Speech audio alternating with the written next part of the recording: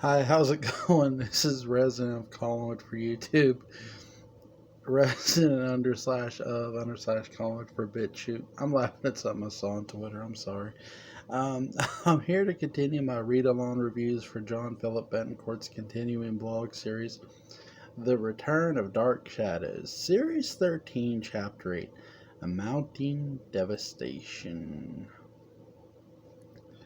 An early afternoon wind blew through the French door windows of the drawing room, lifting the sheer white organza curtains up into the air like white ghosts looming over the furniture. So strong was the current of air that blew in from the courtyard and in through the floating curtains that the fireplace blew out in a puff of sparks, leaving only fuming embers and coals.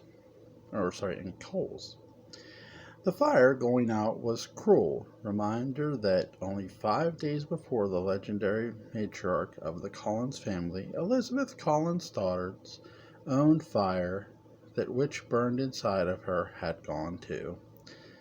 This icon of Collingwood had died in a tragic fall down the main staircase of the mansion under strange and suspicious circumstances involving the sudden madness of her nephew David Collins. The foyer had been filled with flowers of condolences from shocked townspeople. Elizabeth was a sort of cult icon of sorts, a town celebrity, a living legend who had lived a life of privilege and glamour, but mostly she had lived a life shrouded in secrets. Damn straight. Curses and terror. Yes.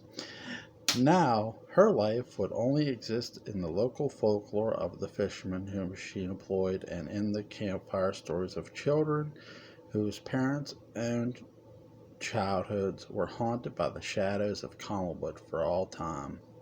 Whispers in town were already floating, conspiracies of her tragic death.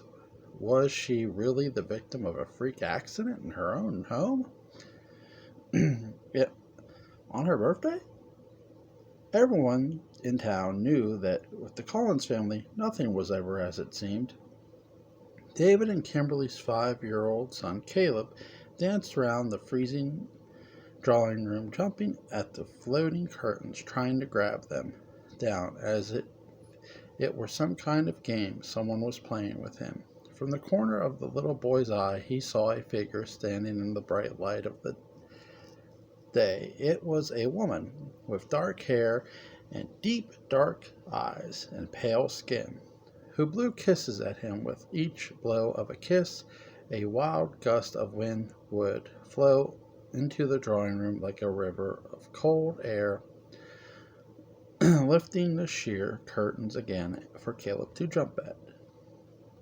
It was Josette Dupre, the patron saint of the children of Collins' family. She was always around watching over the little ones in ghostly apparitions that only they could understand, that only they could see. She protected them. She loved them. He laughed at Josette's silly air kisses and spun around in constant twirls, playing and laughing, trying to grab at the floating curtains. His giggle echoed in the room. His eyes were bright and joyful, even though the day was sad and mournful. 5 days earlier, his father went insane and supposedly pushed Elizabeth Collins' daughter down the stairs, killing her. And today was her funeral. Caleb, dressed in all black, was the first one of the family ready for her sad ceremony alone, in the cold drawing room, dancing along to Josette's little game. Caleb, that's enough, Kimberly said, pulling down the curtains and closing the French doors to the wind just as Josette's ghost quickly evaporated into the light. That's inappropriate, the pregnant woman said, rubbing her belly. Why? Caleb asked. Because today's a sad day. Today Aunt Lizzie goes to heaven, Kimberly replied, trying to explain a funeral to a child in a cute and easy way. Because you pushed her, Elizabeth said. Kimberly gasped in the reveal that he did see her. He did see what she did to Elizabeth. Now, honey, that's not true, okay? Daddy did it. Remember? I told you that Daddy pushed Aunt Lizzie. You have to be sure that when you talk about Aunt Lizzie's accident, you remember that Daddy pushed her, not Mommy, okay? Can you do that? Asked Kim, attempting to turn the truth upside down in her own son's mind. But Daddy was not there. You pushed Aunt Lizzie, Mama, Caleb said in a pouting, knowing he wasn't crazy for saying what he saw. Caleb. Kimberly began to speak as she knelt down close to him, so that they were now face to face, eye to eye. Listen to Mama. If anyone asks you what happened or if you saw something that night, Aunt Lizzie died. You have to tell them that what Mama is telling you, okay? Daddy is sick, and he pushed Aunt Lizzie. That's what happened, Kim said, forcing her lie on the boy who saw nothing of the sort the night Liz died. I don't know, Mama, Caleb said, confused at his mother's request. Honey, Mama is trying to explain to you what to do when someone asks you what you know, okay? So listen, if someone does ask you, tell them Daddy pushed her. Do you understand? It was Daddy, not Mama, who pushed Aunt Lizzie, okay? Will you do that for Mama? She asked, still forcing the boy to cover for her. He reluctantly agreed. Is everyone okay? Carolyn asked, entering the room, also dressed in mourner's black from head to toe, with delicate black veil barely covering her face, yet her steely blue eyes still piercing through. No, nothing. We were just chatting about today, Kim, squeezing Caleb's hand. I miss Aunt Lizzie, Caleb said in a little voice, shying away and hiding his face in his mother's legs. Oh, honey, I know. I'm going to miss her too, but she's always going to be with us. She's always going to be in our hearts, Carolyn said, kissing his little face. Is David ready? She added. Ready? Kim questioned. For my mother's funeral, Carolyn asked, irritated. Absolutely not, Kim shot back. Carolyn turned her head slightly to the side to Kim's outburst. And why not? We're family, Kimberly. Carolyn. My God, I mean, he pushed your mother. He killed her, Kim said in a soft voice as Caleb looked down at his shoes, knowing it was a lie. Carolyn lifted a brow beneath her veil. It was an accident. We all know it was an accident, and any insinuation otherwise is asinine, especially coming from his wife, Carolyn retorted. I'm also a doctor. I don't think he should go. He's been in and out of consciousness for at least 4 or 5 days. Besides, I don't want you to have to sit around all those whispering mourners knowing Liz's killer is at her funeral, Kim replied again, pushing the narrative that David lost his mind and pushed Liz. Kimberly, David is not a killer. What happened, whatever it was, must have been an accident, and once he gets better, he will tell us that, Carolyn replied, protecting her cousin. Caleb looked away. He knew the truth. He knew it was a lie. He, in his own childlike way, wouldn't deal with what was coming out of his mother's mouth. It was confusing, and he felt betrayed. But his own mother and his own eyes, he knew what he saw. He knew it with all his little heart. And Carolyn could tell. You told me how David snapped that night and how he's never been the same since. You keep telling me how he all of a sudden just went berserk and my mother somehow got in the middle of it. But for the life of me, I just don't see it. Nothing makes sense. Usually, I'm pretty good at connecting dots, but this whole thing doesn't add up, Carolyn said as she adjusted the black hat in her hands with a black veil. Denial was a symptom of the mourning. process. It's very natural that it would be difficult for you to come to terms with your cousin pushing your mother down the stairs and killing her. In fact, if you believed it right off, then I would have been worried for you too, Kim said coldly, continuing to hide the fact that she had been drugging David for days and days to keep him medically disoriented to push the story of his sudden mental break. Carolyn lifted her veil. Her eyes became fixed on Kim's lying face. She couldn't believe how cold Kim was sounding about her own husband, about the father of her child. David was like a son to my mother. I mean, she raised him. She did everything for him. She spoiled him rotten as a child. She protected him, adored him, and the feeling was mutual. He wouldn't do this, Carolyn replied as she stood up from the sofa to face Kim.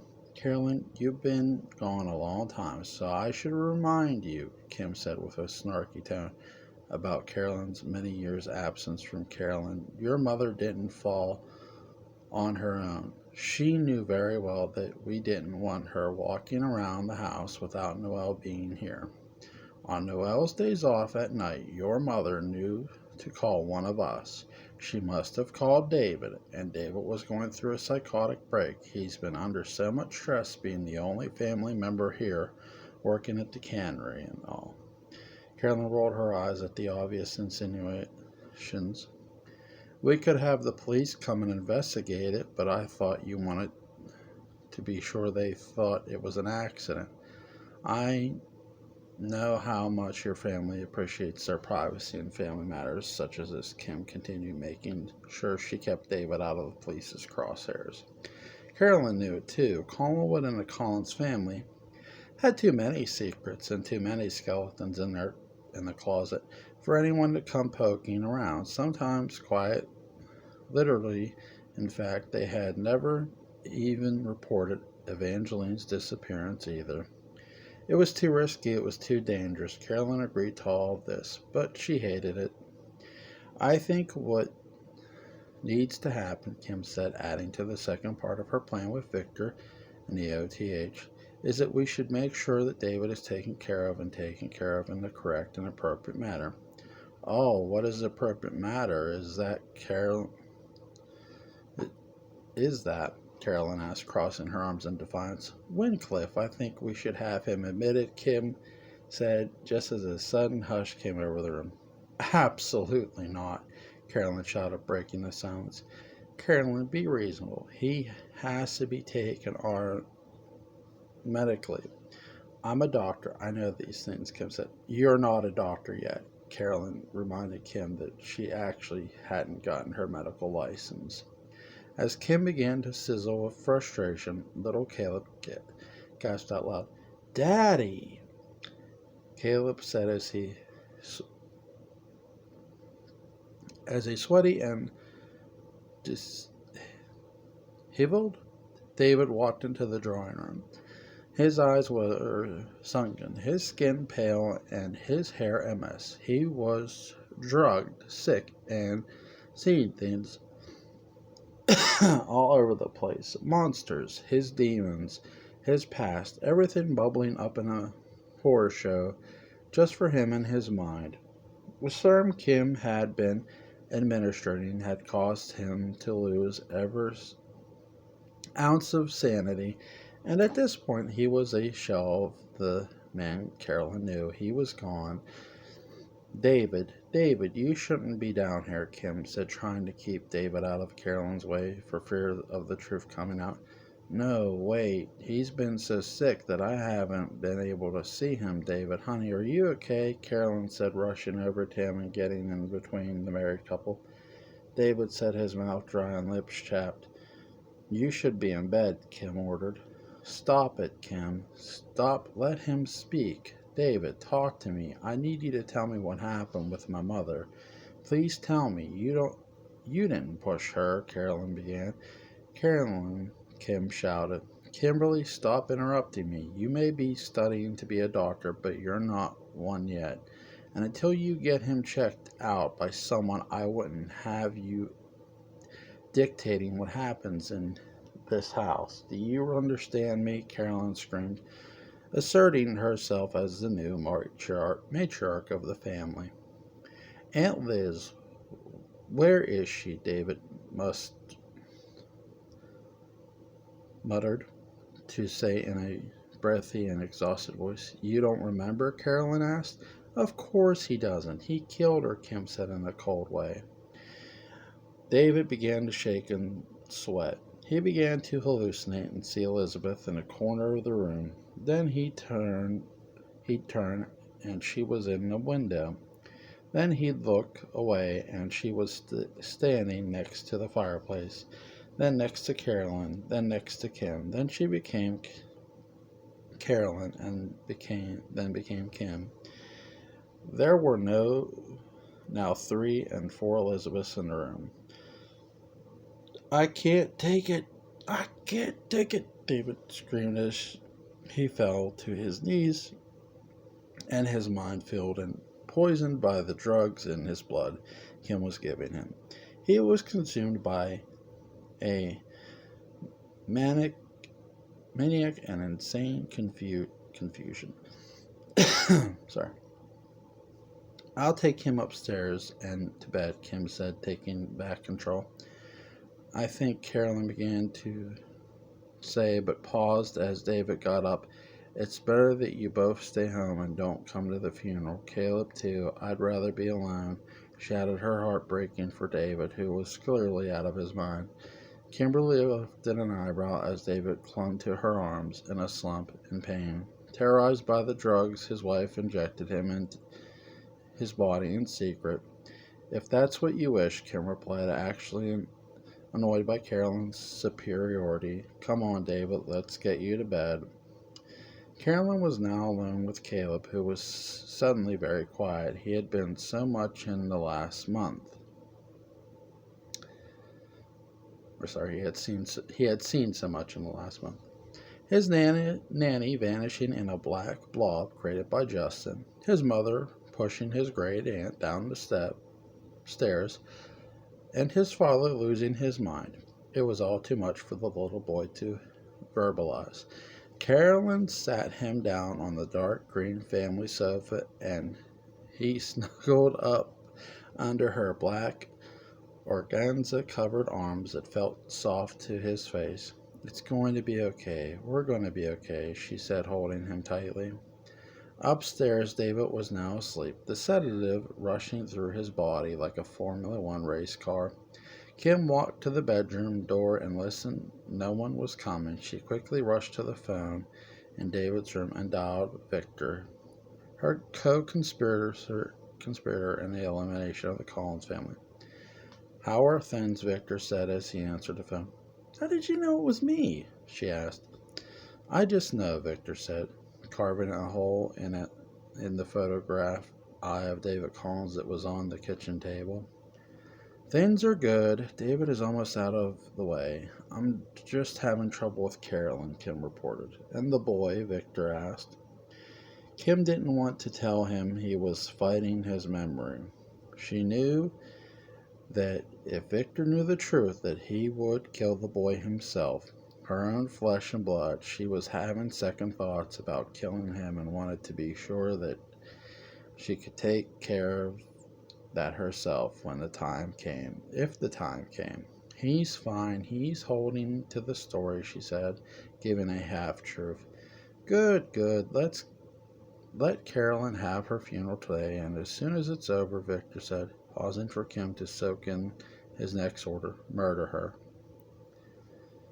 Kim hung up the phone. She took a deep breath and looked over at her handsome husband as he slept in induced state. She walked over to Kim and caressed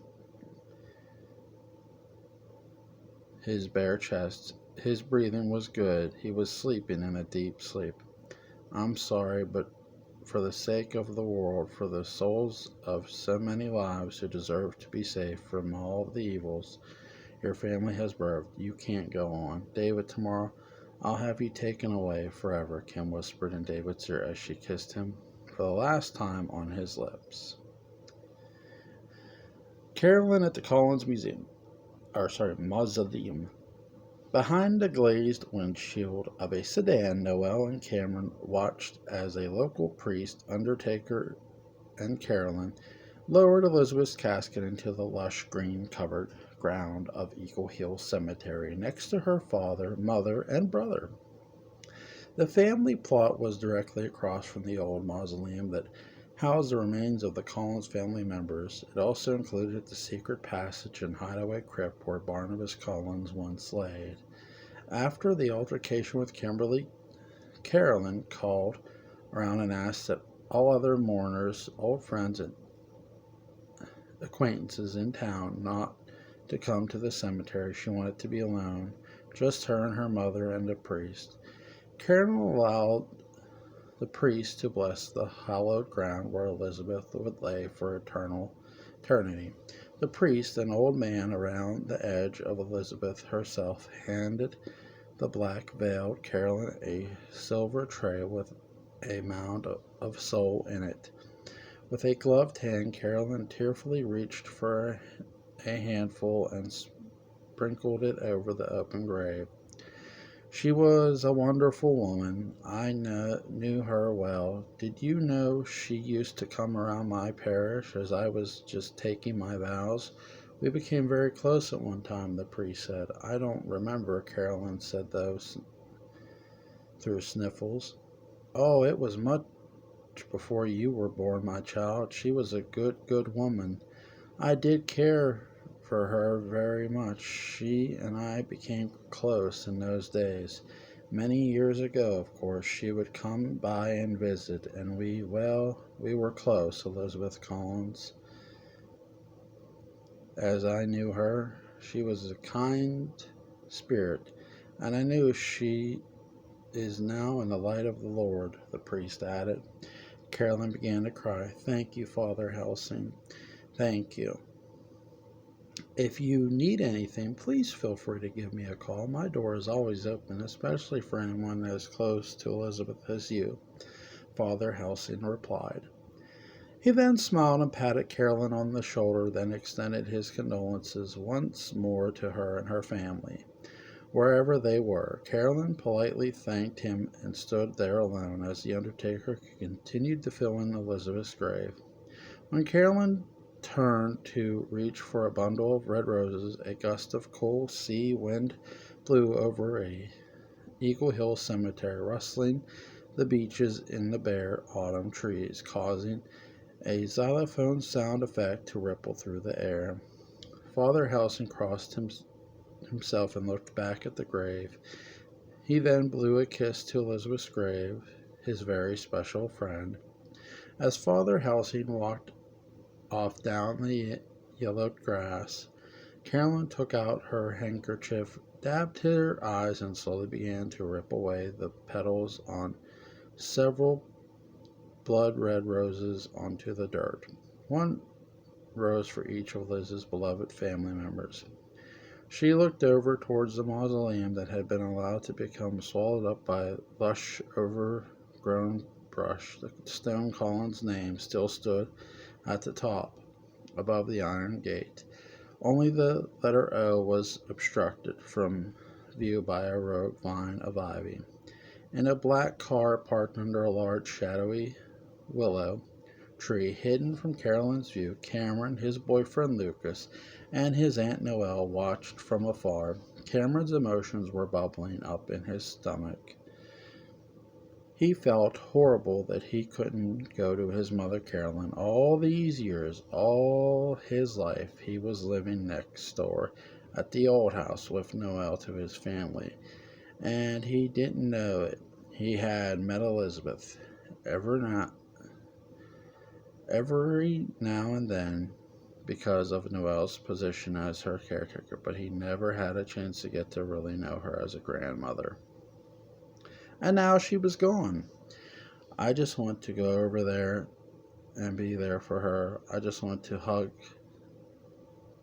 and tell her how sorry I am and that I wish I could have been there all these years, Cameron said with a slow tear crawling down his caramel-colored face. When I called Colin, Kimberly said that David wasn't feeling well and that Carolyn decided that she wanted to be alone. We can't just barge up there, Noel said reluctantly. Just another way for you to avoid everything, right? Cameron said, his voice showing resentment and anger towards Noel and her secret keeping. Cam, please, let's not do this right now, Noel said as she too wiped away a tear from her eye for Elizabeth. I took care of Liz for years and years. I was as close to her as anyone else. This hurts me just as much as it hurts you. Really? At least you had the chance to know her. At least you had the chance to be in her life. More than just in passing. Because of you, I didn't have anything to do with her other than seeing every now and then in the gardens, but that always seems to go right over your head. You always seem to forget that all your actions have direct link to me, and how you never told me the truth until it was too late, Cameron said again, unaffected by Noel's tears. I deserve that. I deserve all that. But right now I just want to remember Elizabeth as she was. I don't want to fight. I can't fight. Not right now, Noelle said, her hurt showing in real, palpable pain. They sat in the car for what seemed like hours, but it was only minutes. They watched Carolyn stand in the fog out cemetery as the wind blew around her alone, cold, devastated. It was too much for Cameron to bear. I'm going out there. I'm going to tell her everything, Cameron said, reaching for the car door. Stop, Lucas said from the back seat, pulling Cameron back. You can't do this. You can't tell her who you are. It'll ruin everything, Lucas shouted, figuring that if Carolyn knew about who he really was, and that Noel had lied about who he was all these years, that she wouldn't let them anywhere near Collinwood, and if they were going to find the truth about Beau's death and everything else about the skeletons in every Colin's closet, the secret needed to be kept. Cameron grabbed Lucas's hand and removed it from his shoulder. Watch me, Cameron said as he opened the door and headed for Elizabeth's grave. As Cameron slowly went up the hill to find his mother and grandmother, Noelle began to panic. She didn't know what to do next. Lucas jumped into the front seat. He's not going to do it. He won't tell her right now. Not here, Lucas said in a low voice. How do you know? He's so angry with me, he'll do anything to hurt me back. For all the years of lies, Noelle replied. No, he's not like that. He knows Carolyn is broken up right now about her mother's death. He won't add to her pain, but that just goes to show you that maybe we should rethink his role in searching the mansion, Lucas said. Noelle turned her head from watching Cameron and removed her dark sunglasses to reveal her tear-stained face and swollen eyes. Why are you so invested in this? Why are you so invested in going into that house and looking around? This was about my brother's death, and somehow I feel like you're ready to take up the reins and make this all about you. What's in this for you, Lucas? Noel asked, seeing the writing on the wall. Lucas wasn't sure how to answer. He couldn't all of a sudden tell his boyfriend's aunt how much he had been working on the strange cases and mysteries that surrounded the family, and how the coincidence of Cameron being a Collins himself by blood seemed meant to be. Noel's suspicions needed to be quelled. You need help. Cameron is a loose wire right now. I can help you. No strings attached, Lucas said. Noelle thought for a second and looked back up the hill as Cameron approaching Carolyn.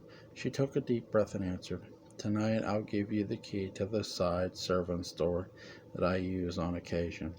The main part of the mansion is a good distance away.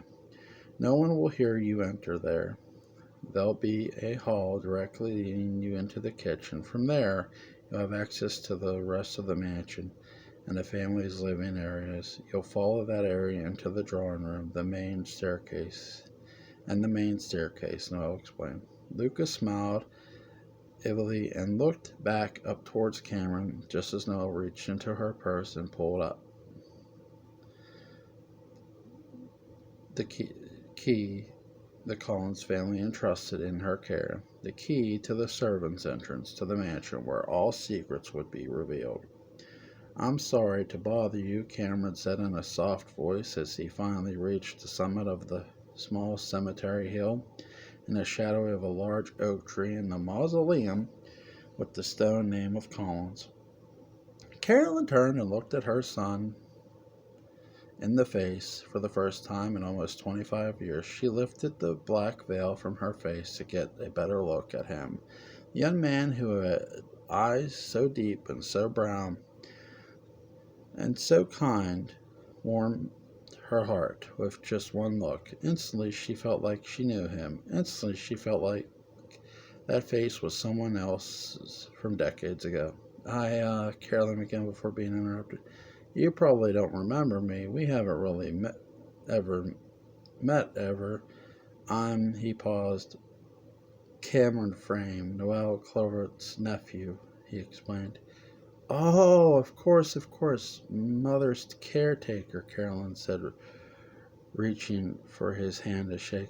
I don't want to interrupt you or take up your time. I know how hard this must be for you. We were told that you wanted to be alone, but we just had to come pay our respects, Cameron explained. We? Carolyn asked, noticing Cameron was alone. Oh, Noelle and my partner are in the car just over there. We felt maybe it was better if just one of us came up here to see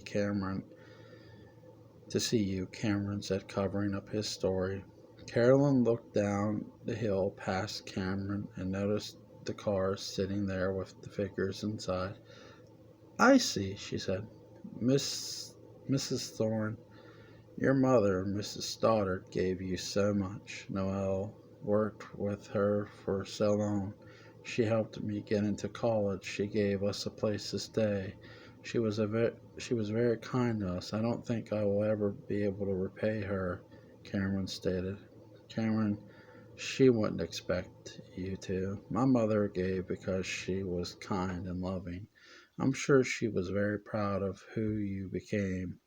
From what I'm told, Noelle had been her caretaker for a very long time. You must have been a small boy when you moved to the old house, Carolyn noted.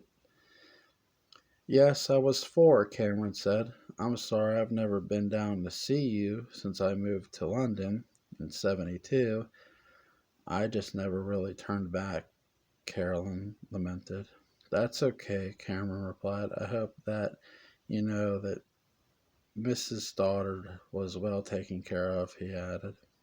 Yes, in her letters to me and my daughter, she often said her caretaker was very kind, although she never mentioned Noel by name, Carolyn added. Daughter, Cameron said softly, realizing he had a little sister. Yes, Alexandra, his estranged mother replied. That's a beautiful name. Well, again, I just wanted to be sure that you knew who I was and that you knew how much I appreciated your mother's help all my life, Cameron said, his stomach in a nervous knot. Yes, thank you for that, Carolyn replied. Cameron felt crazy. He was staring his mother in the face after so many years. All he wanted was to scream out that they were related, that she was his mother, that she had been tricked all these years, and that Elizabeth, too, had been tricked, and that all this time he had been right there, right next door, right under their noses, that he didn't feel any ill will towards Carolyn for placing him up for adoption, but none of that came out.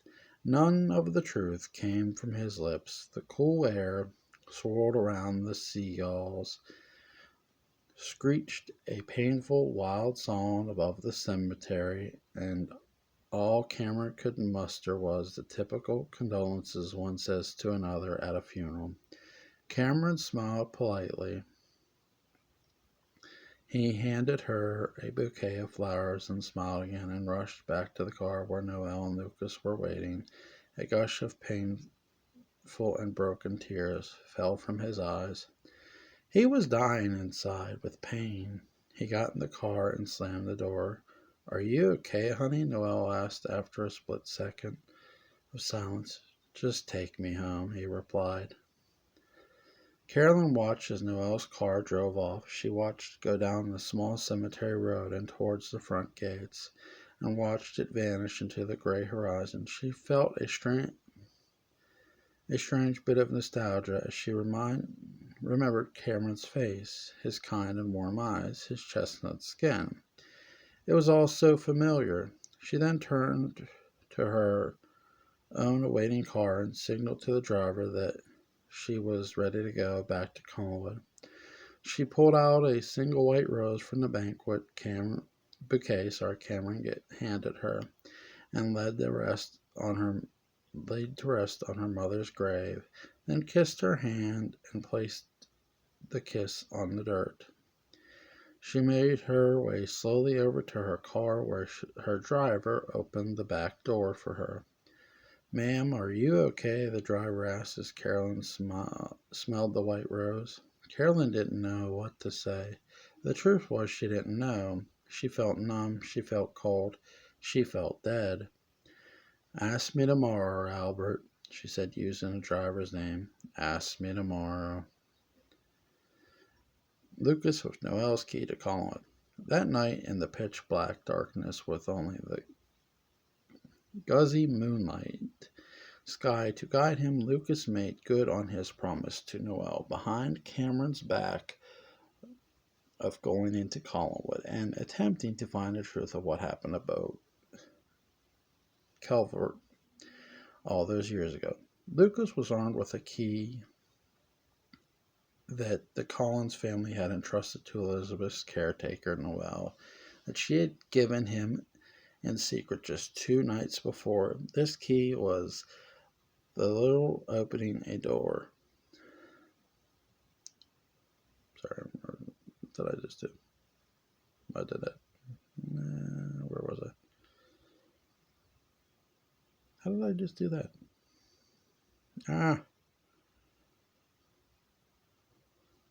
Opening a door to a world that Lucas had longed to be privy to.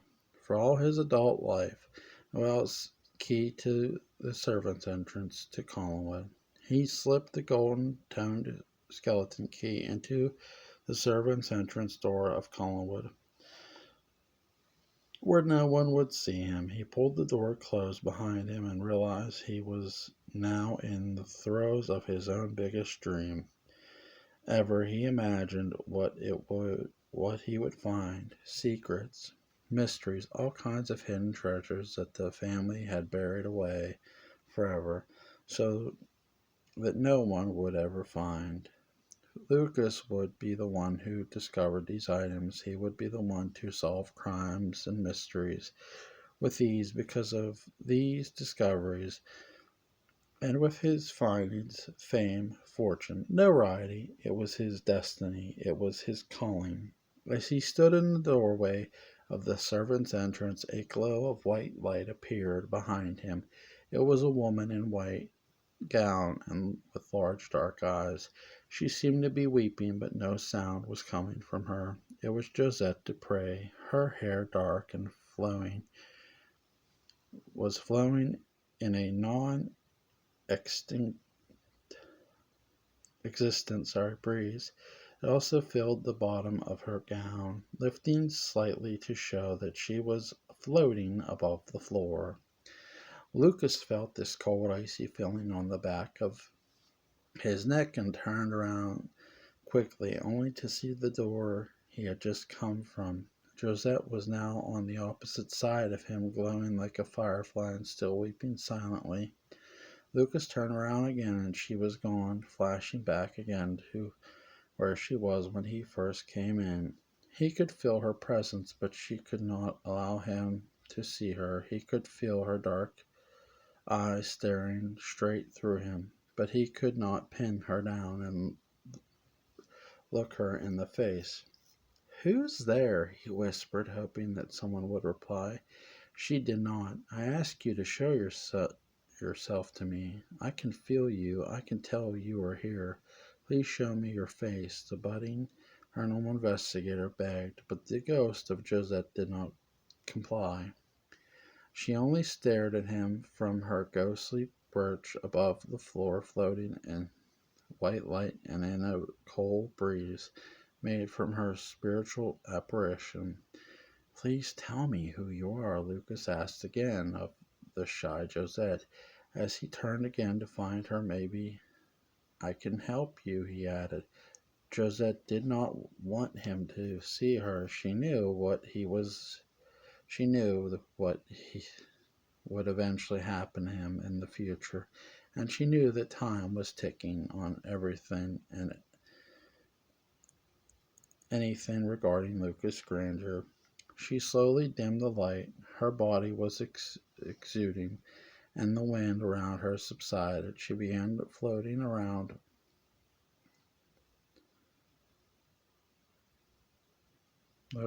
float behind him. No, I never did that.